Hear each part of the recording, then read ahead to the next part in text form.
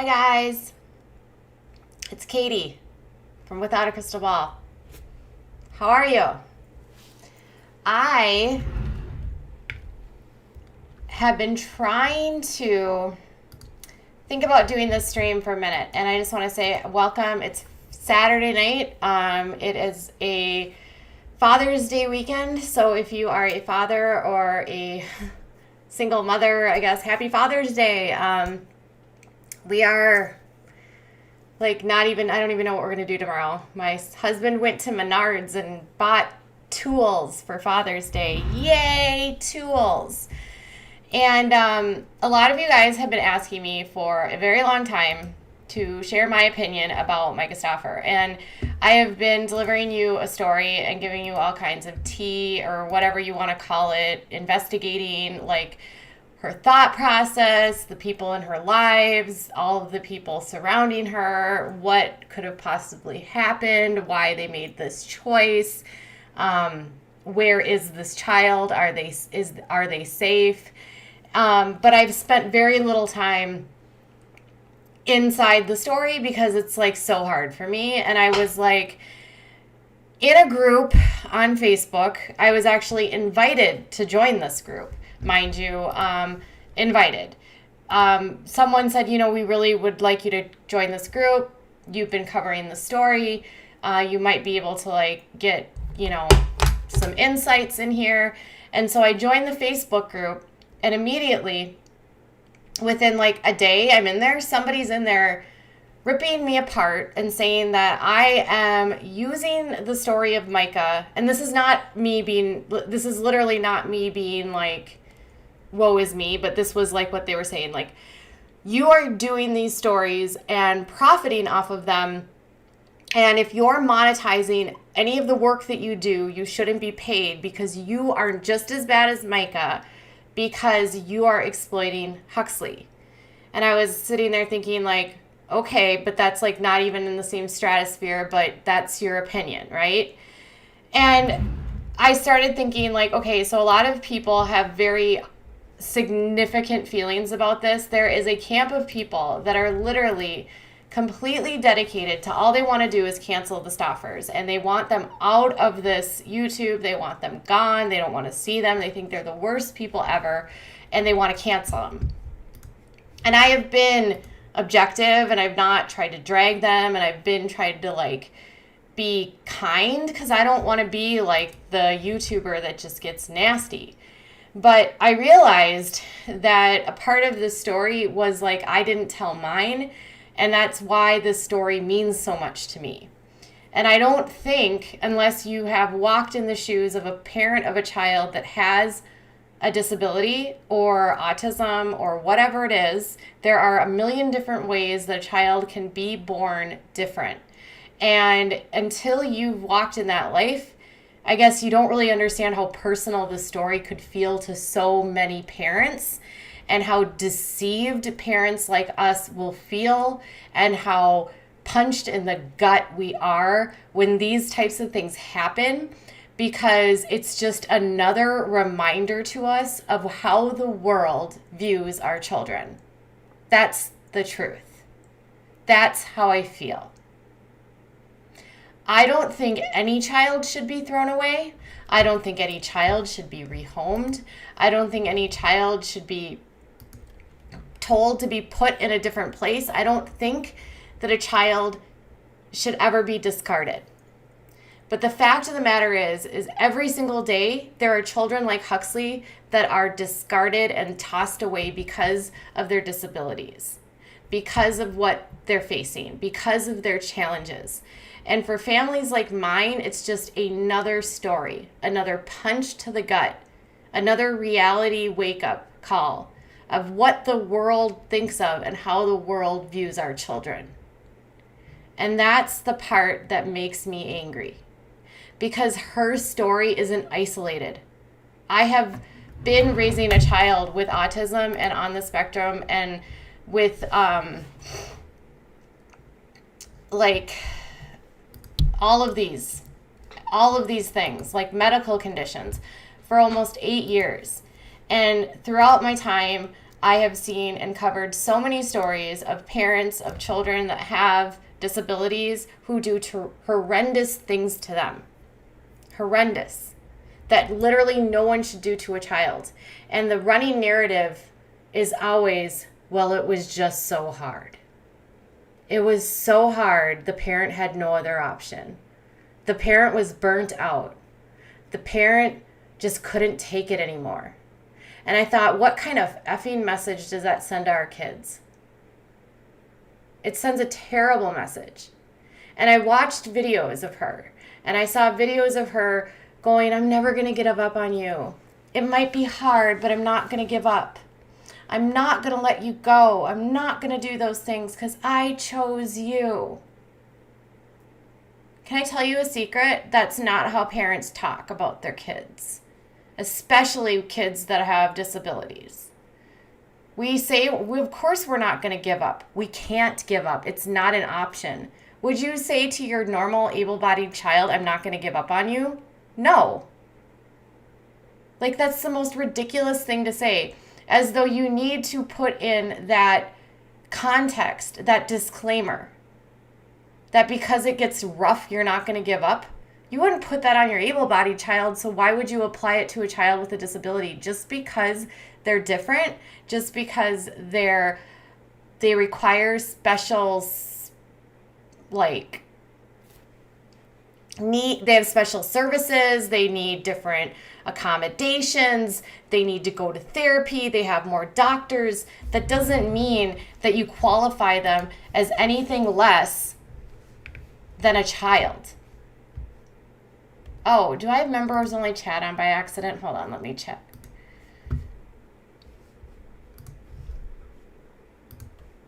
Sorry, I'll turn off members only chat. Okay. I didn't realize my members only chat. So the chat is now open. Sorry about that. Okay, everyone can come in now. Sorry. I didn't realize I was a member only chat right now. And it bothers me because that's the narrative. That's always the narrative. And you know what? Like, I even got caught up in that narrative at one point in time. And a lot of people will always say, well, Katie, you're such a hypocrite because you used to write about your child and you used to do the exact same thing as Myka. And to which I say, that's not even comparable.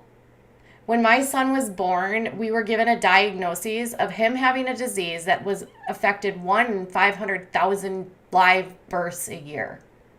Think about that. 1 in 500,000. And we had no one.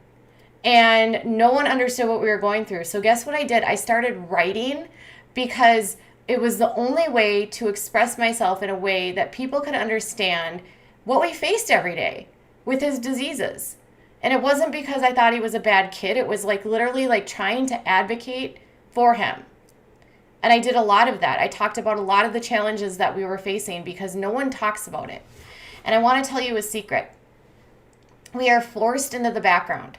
We are pushed into corners. We are not invited to things. We are not welcome at parties. We are not welcome at events. We don't have, often there's not enough like children's groups. My district doesn't even have programs for kids for like mine in the summer, unless it's summer school. Every other kid can do a million different things. My kid can't go to certain camps because he needs a para or a nurse with him. Like our children are disposable. And all Myka's story proved is that that's what people think of my son. He's disposable. And that's not okay. And so when people come at me and they say, Katie, you told this story and you said this because you are exploiting him. And I say that's not even remotely true. I have a son like Huxley. My child could be Huxley. My kid is Huxley. I want children like Huxley and like my child to be viewed with respect, with the context of being a human first and not their disability. And lost in this entire narrative about him is not that there's a little boy. It's lost in this narrative is that there's a child that was too difficult. There was a child that was too hard. There was a child that just they couldn't handle. It wasn't there was a child. Because that's what Huxley is. He's a child. It doesn't matter what he has. It doesn't matter what's going on with him. He's a breathing human being. And it literally drives me crazy. It drives me crazy.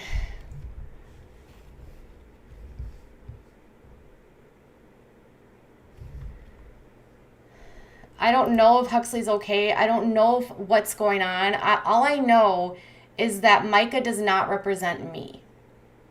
Myka does not represent any of the mothers that I know that are going through what I go through. Because mothers like me, we don't get to pretend to have perfect lives on Instagram. We don't get to pretend like we're going to go traveling and have the best life because we don't travel.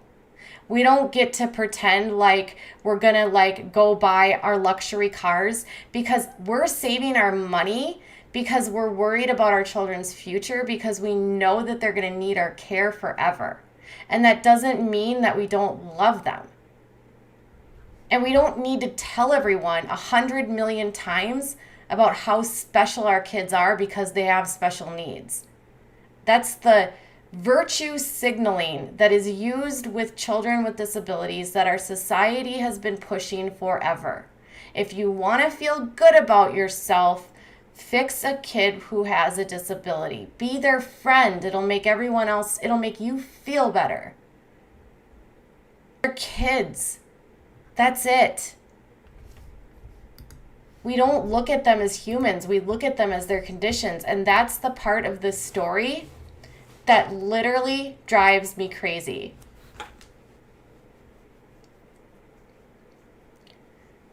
It drives me crazy.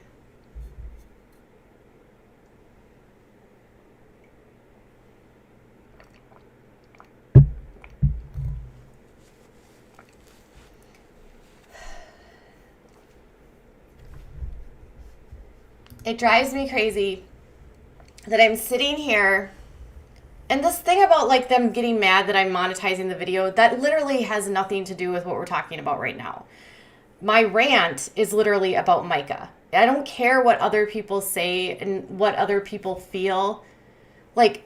Me spending time to research, me spending time to tell you the story, me working and doing my job is because I have been trying to tell his story repeatedly through talking about what Myka did.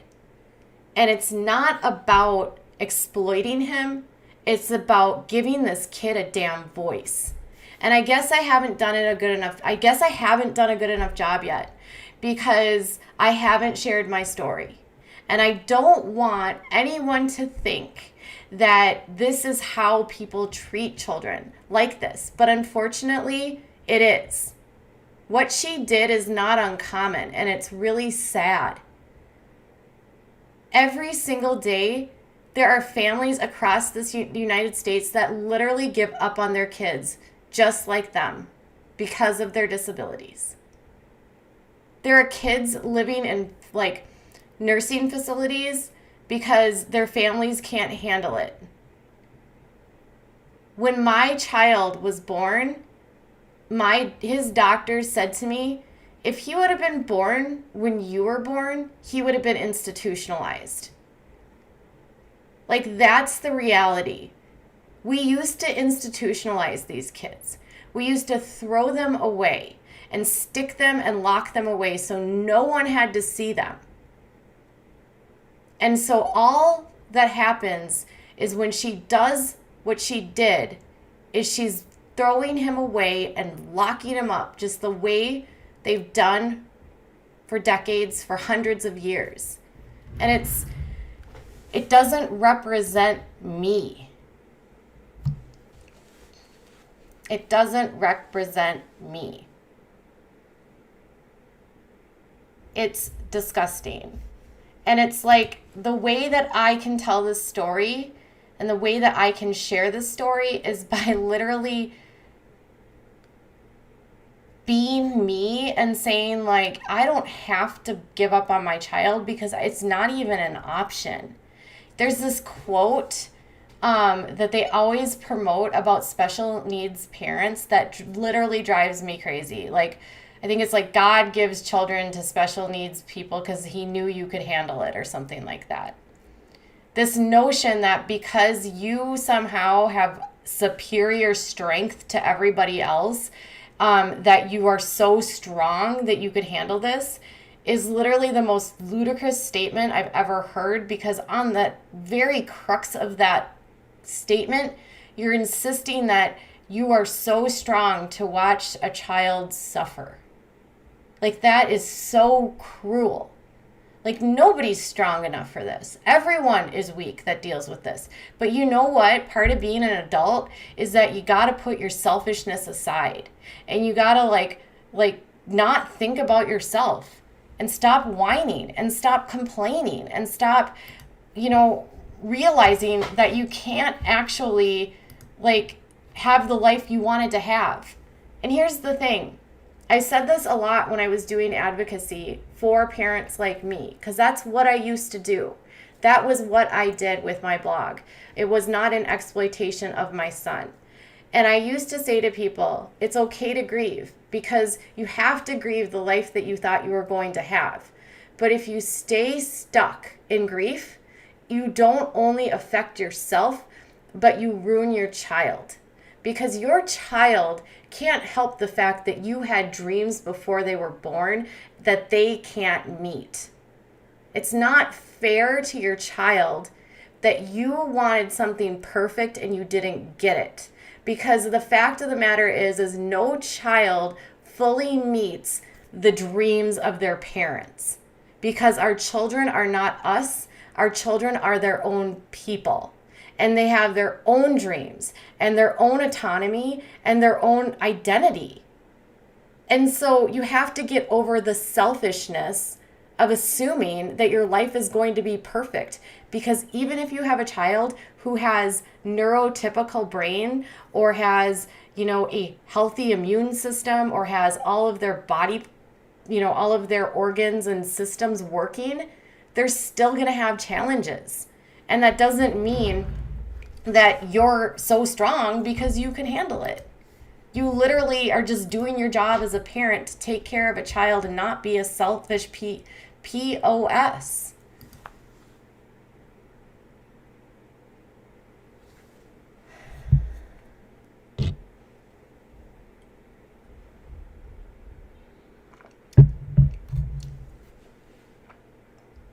I am just lucky that I have a good support system. I am lucky that I have respite care. I am lucky that my son has good doctors. I am lucky that we have busted our asses every day. I am so lucky that I have a job where I can stay home and be here in the case of an emergency. Because let me tell you about what life can be like with a child like mine. I was working 2 weeks ago in my house and my son went completely limp, unconscious. We had to give him an emergency shot and he was not coming to. His heart rate was low. He was clammy. We had to call the paramedics. And if I would have had a job where I had to be in an office, I would not have been able to respond, because even though we had nurses here, the only person that knows my son better than my husband is me. And even with a nurse, with a child that's complex, the parent is almost the only one that will know exactly what to do to get the child the care that they need. And so if I didn't have a job like this, I would not have the life I have. This is all because of him. And it's like, So she had the flexibility. She had her cushy YouTube job. She could have done it. I don't go on YouTube and try to act perfect. Like, look at my hair. My hair is a damn mess. My shirt has holes in it. I have not cleaned my house in days, and I don't care. I don't post perfect pictures on Instagram because that's an illusion. Like, she does not represent me. She doesn't represent any parent that has a child that has a disability.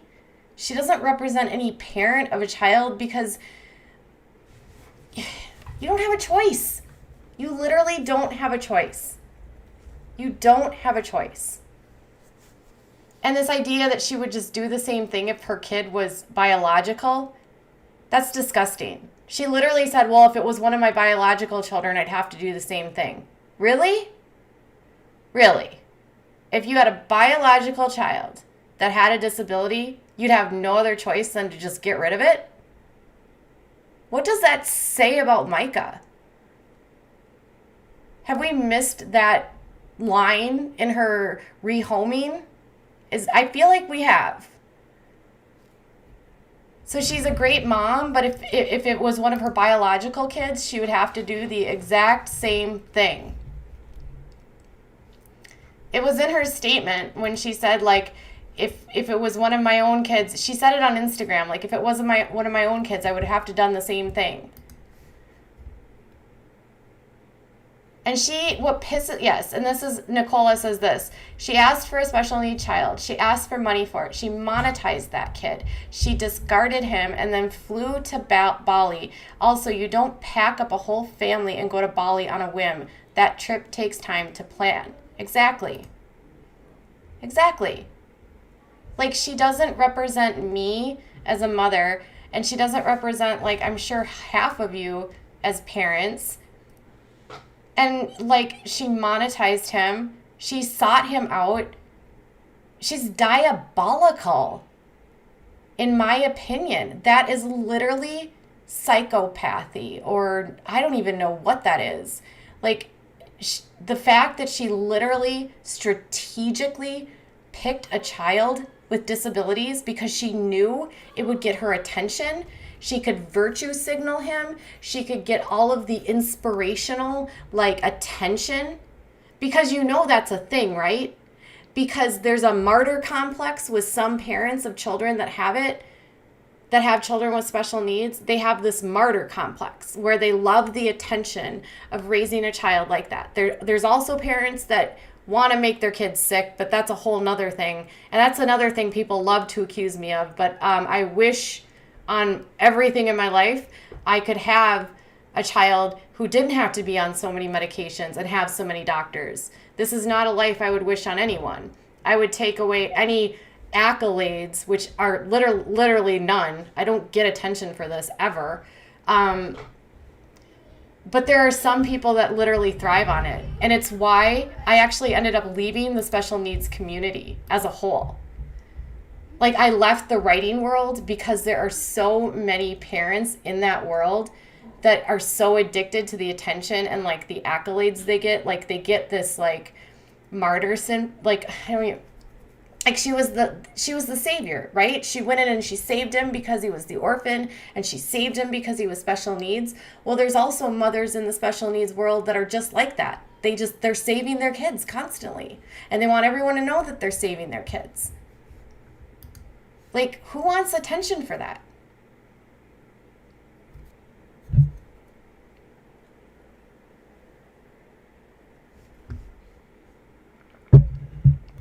Who wants attention for that? Desert Rat says, same. I ran away from parent groups on special needs children. Exactly. Because there are literally so many parents in these groups that thrive on the attention. It's the creepiest, weirdest thing ever. I left all of those groups years ago. I stopped writing about my son in 2017 because of it. I was like, this is literally the most toxic environment of people wanting attention and the competition of who has the sickest kid. It's the craziest dichotomy in the entire world. Hey, passenger saving. I recognize you from Perez Hilton's live. Yes, passenger. Um,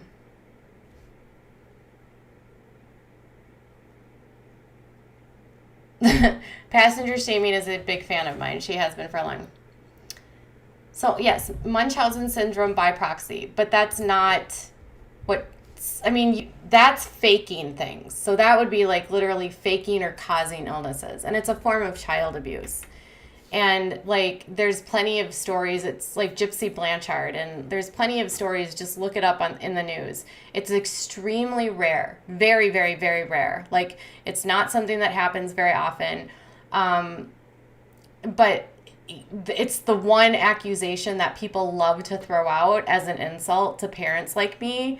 So then that makes us not want to share, because then people will want to dissect what your child has, and then they'll say you're lying. Well, your kid can't possibly have all of those issues. You must be doing this for attention. How is sharing your life with people doing things for attention? I mean, equally, wouldn't it be like if your kid was a good baseball player and then you were just like, oh, you're just doing that for attention. Your kid plays baseball? Oh, I can't believe you'd want to talk about that. But yeah. Slow mode, please. Okay.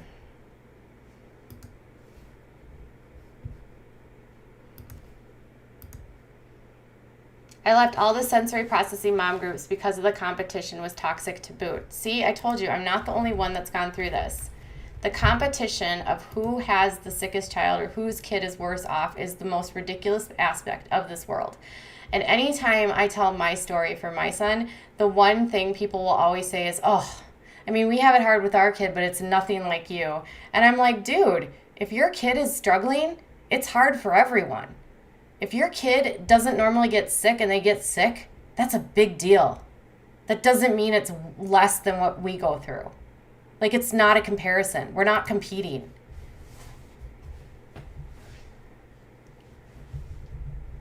As a young woman with multiple disabilities and legally considered handicapped, thank you for speaking as a mother. Thank you so much. You are welcome, Nightmare Look. Myka is plain exploitative. Humans are objects and gets evil if the human don't fit in. Thank you. My school refused to teach me, telling me my parents there's no point. My mom homeschooled me and I got a PhD. I love what you're doing. Well, I'm glad you had a good mom, Jane. That's amazing. I don't understand how people could brag about how sick their children are. I never want my child to be sick. I don't either. The last thing in my life I would ever want is a child to be sick. It was the same when I had breast cancer. I know. Passenger sharing says, thanks for sharing. It's the craziest. I can't help but think that she gave him away because she thought he wasn't going to be around long because of his tumor. Maybe. Kelly says, I had to leave the special needs parenting communities as well. It was really bad. A lot of competing and dismissing. Can she be sued and everyone that gave them money to adopt him? I don't know. I don't know. I don't think narcissistic people have the ability to be loving parents and they end up raising broken people. Maybe. My son has Asperger's with work from behavior therapy and everyone in the family. He is now a productive adult in society. I was always told he would be nothing in life. Jesse says, it's hard because when your kids are typical, you want a community to feel safe in, but so many are toxic.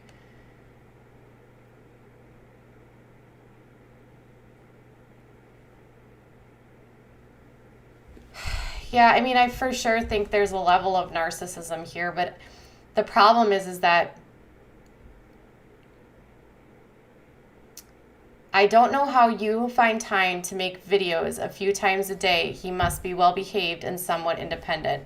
Jessica Tactic. That's actually a really insulting thing to say. We have respite care. My son requires 24/7 help. He can walk and he can talk, but he has a lot of needs. He has nurses. We have people here that help us. We have staff, and this is my job. And that's the other aspect that parents like me go through every day. We are shamed for working. Mothers are supposed to give up everything and just be with their kids and have nothing and have no help and burn out. We have respite care, which we have fought for extremely hard, which is what Myka should have had for Huxley.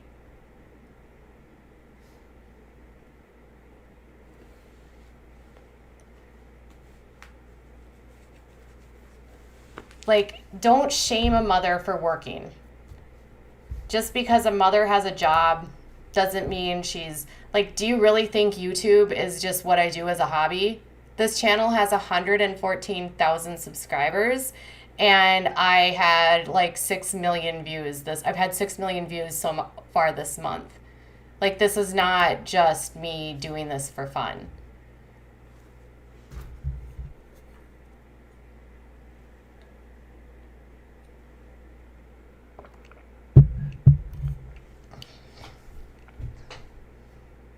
And I said that I have, and if you missed the part where I literally said this job is perfect, because 2 weeks ago when he went limp and he was unconscious in my house, I was able to stop working and take him to the hospital.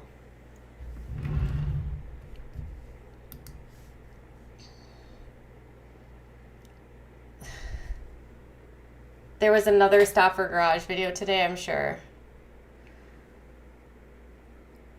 Yeah, no one ever father shames. They change a diaper and are heralded as exceptional. Exactly. So if a father works, does that mean it's bad? And you do realize now,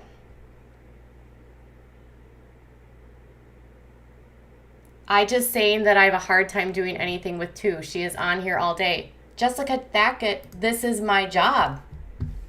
This is my job.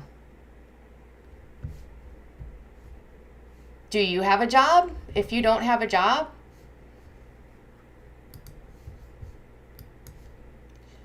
you're bye.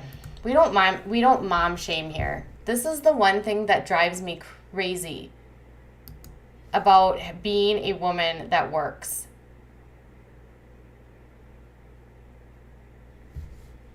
Seriously. Like, if you have a job, apparently you are the worst mother in the world.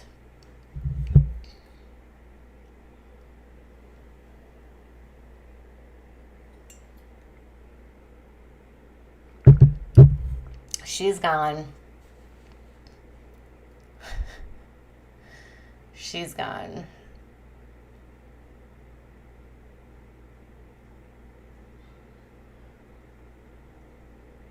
This is literally how Katie makes money to take care of her family. Correct. I know. How dare I work passenger shaming?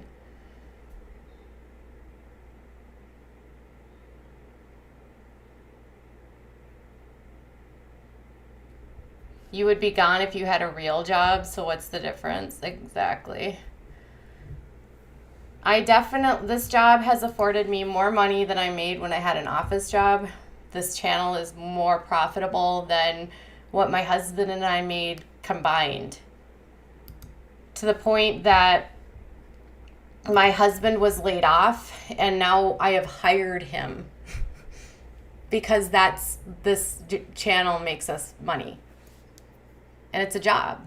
It's a lot of work.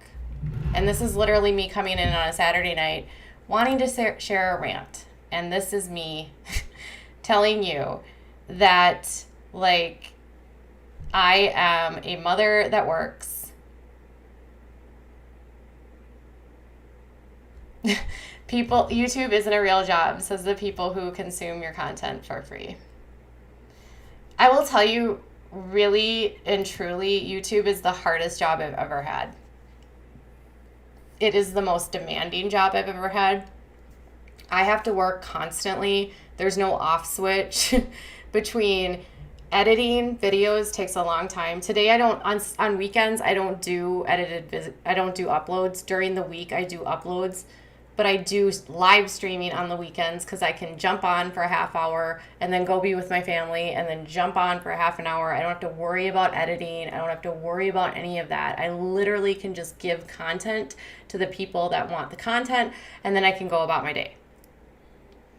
But then there's the social media and there's all of the messages, and then there's all of the different companies that want to talk to you and the sources that want to talk to you and all of the leads that you have to chase and all of the research that you have to do. This is the hardest job I've ever had. My ex is a big YouTuber. He says it's very hard. He doesn't read his comments. That's the good tip for you, Katie. He says it's just too much emotionally to do that. I honestly rarely read the comments in my comments section. And I don't really even respond to DMs anymore. Like, my husband now he's doing like all of the social media stuff. Like, I spend a lot of time on Twitter these days because it's easy to just tweet and like just spew stuff and then be done. But like my husband and Jesse, they answer nearly all of my DMs. My husband handles my emails. He's going to be putting together a website to get my Without a Crystal Ball website up. Well, if I actually DM you, you will know it. I do actually check, if I'm going to check my DMs most frequently, it would be Instagram. Jesse does almost, if you comment on my Facebook page, you're almost always going to get a message from either Todd, my husband, or from Jesse. I rarely ever go onto my Facebook page. I don't like Facebook as a rule.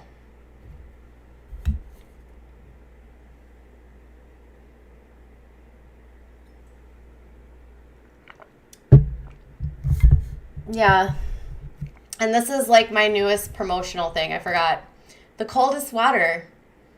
Check down below. It's like in my clip. I don't even remember. I forgot to put it. It's like the coldest water bottle ever, apparently. It is. The water's really cold. Up to 36 hours. This one's 21 ounces. I like a bigger bottle. I think if I were going to buy my own, they have one that's like 64 ounces. They have one that's like 32. I think if I were going to buy it, I would get the 32 ounce one because it has a straw. And I'm a big straw drinker. But this one is perfect for on the go. I have a link actually where you can use my link. I forgot to talk about that. They keep water super cold. Who knew?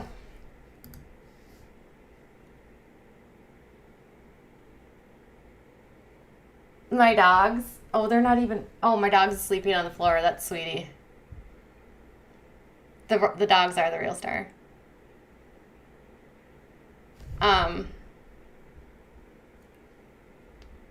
Nick Ocado does these. A lot of the mukbangers promote this company. They sent me a message and they said, do you want to be an influencer for us? And I said, sure.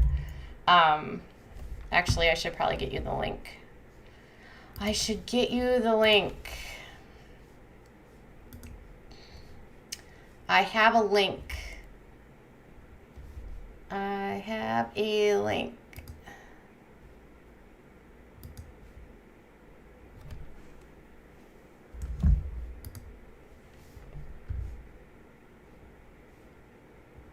I have a link. Oh my God, people are trying to reset my password. Hold on.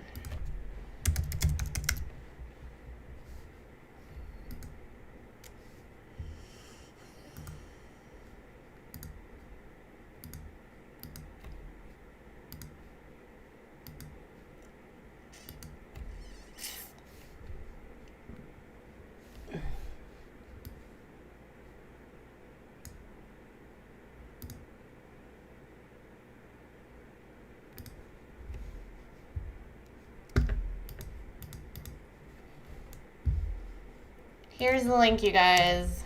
That's the link for the coldest water. I gotta put that in the description. And then there's a giveaway, which I'll add to my description. All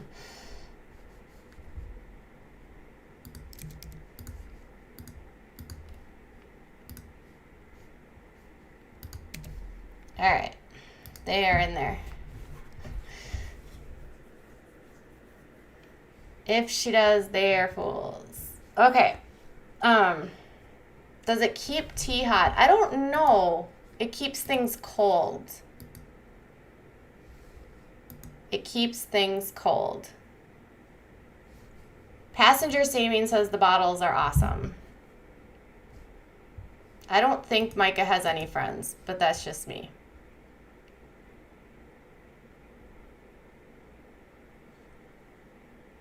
I just started watching this month, so yeah, the coldest water.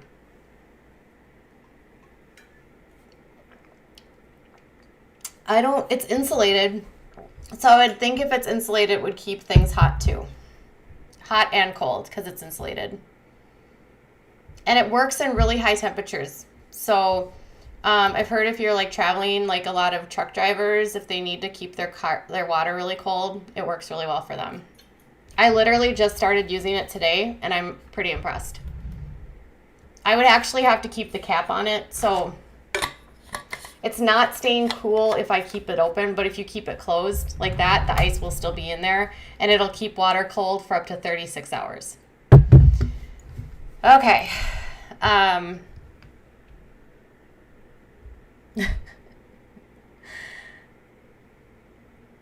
don't like my water cold. Well, how well does it survive bouncing down a road? They have bigger ones. The mouth is definitely wide for sure. The ice lasts forever in them. All right. So that's my story. I'm getting completely derailed, and if people actually want to watch this later, I will have to go. But Myka does not speak for me. Myka does not represent me. My child is not disposable. I am not disposable. My child is not anything that you give up on, because you don't give up on a child, period. Just because a child has a disability doesn't mean you classify your child as their disability. Always use the person first and identify the person first. In any context, person first. Person first. Identity first. I am not someone who I'm not a blonde head. You know, I'm not blonde. I have blonde hair.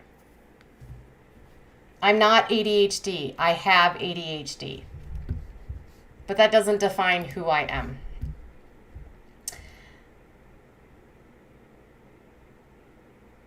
All right, so if you are interested in the water bottles, check out the links in my description box. Also, if you are interested in merch, this is just the final thing about merch. There is a new sub love, which is the promo code for the end of June, through the end of June. And members, if you are members, check the community tab for your promo code, which is 20% off. Subscribers who are not members get a 10% off and through the end of June in the store, which is new sub love. Members, you have your own promo code. You can find it in the community tab. And we will hopefully be rolling out some new merch in July. And thank you guys so much for being here too and allowing me to rant, because sometimes I just want to rant.